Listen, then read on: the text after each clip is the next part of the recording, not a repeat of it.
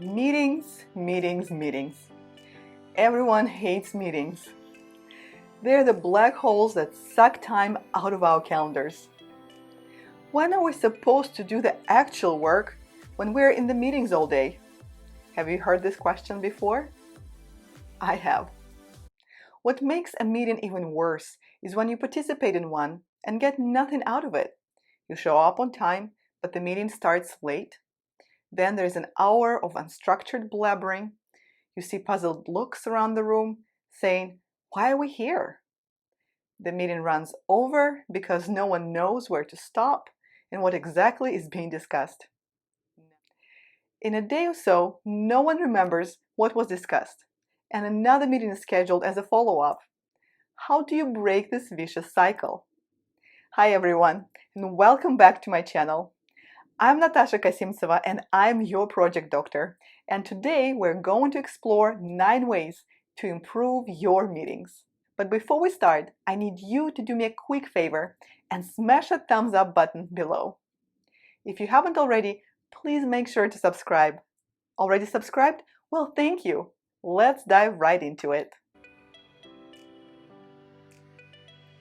I have been to lots of meetings, horrible ones and good ones. And regardless of whether the meeting is about work, your own business, school, I find that an effective meeting that brings value has these few ingredients that make it work. Let's take a look. The first one, have a meeting facilitator. The facilitator is a person who owns the meeting and the experience in the meeting. They're like a moderator in a debate.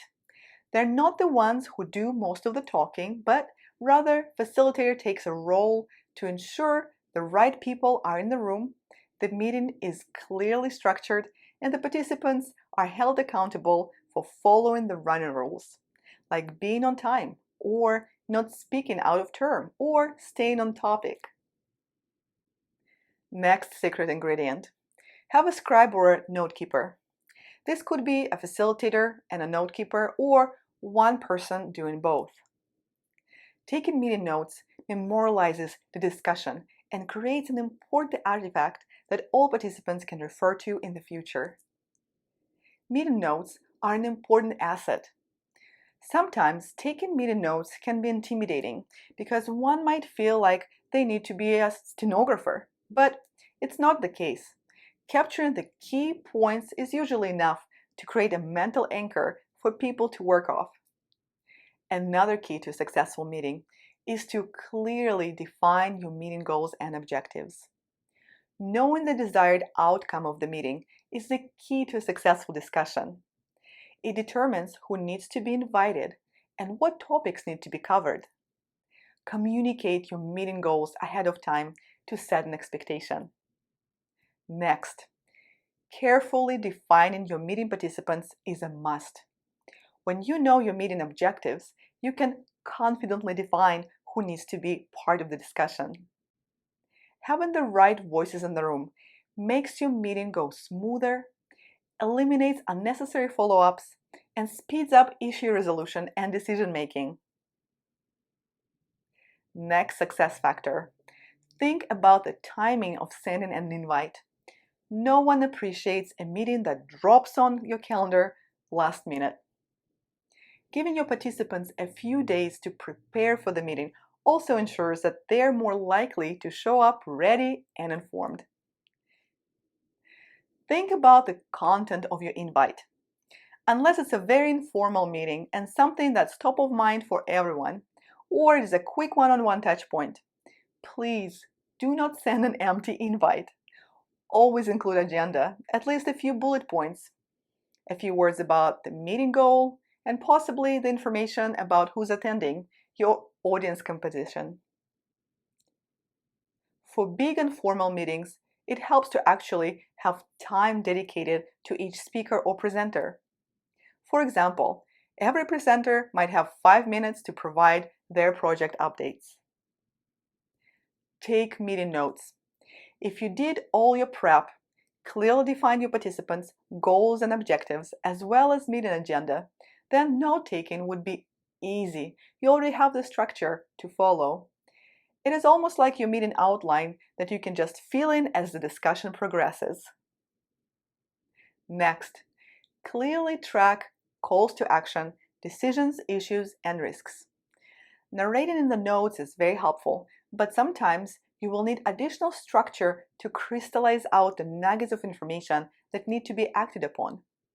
This specific item might be more for project managers. However, if you do not have a dedicated project manager on your team, you could use this technique as well. This technique is called RAID log. RAID is an abbreviation, and it stands for risks, actions, issues, and decisions. And it provides a structure to capture the necessary information in a clear, actionable format. If you'd like me to share a meeting notes template that includes a RAID log, please leave a comment down below and I will create a downloadable template for you. And finally, share your meeting notes with all the participants. Do not make them a secret. Share the meeting notes in a common format so your participants can actually read them. If you're using specific software or an app for note-keeping, make sure your participants have access to it. Otherwise, use a common format like Word or PDF. What do you think about the practice of having meetings? Do you consider meetings a necessary evil or an effective way to stay connected and collaborate? Please leave a comment down below. I would love to hear from you. If you'd like to learn more about leading effective meetings, I will leave a couple of links in the description below. Check them out. Thank you so much for being with me today. If you enjoy watching and find this video helpful, make sure to give it a big thumbs up and hit that like button.